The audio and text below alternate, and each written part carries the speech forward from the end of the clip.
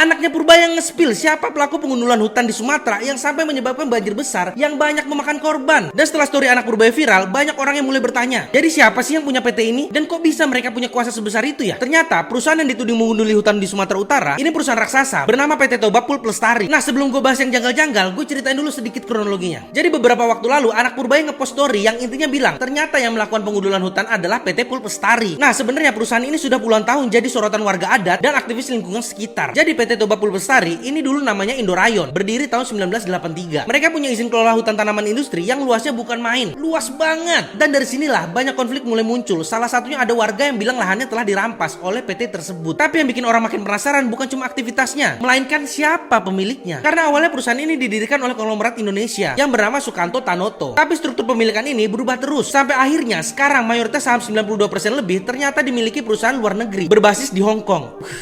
Namanya Alit Hill Limited, bukan perusahaan lokal, bukan toko daerah. Jadi keputusan atas hutan kita ini banyak ditentukan investor asing. Nah, yang bikin janggal adalah setiap kali ada kasus pengundulan hutan yang viral, yang diserang itu masyarakat lokal, pejabat daerah atau individu tertentu. Padahal pemain utama yang punya kendali, yang pegang saham terbesar, seringkali nggak kelihatan sama sekali. Tapi kan semua butuh izin. Nah, siapa tuh yang izinin? Kalau menurut kalian gimana?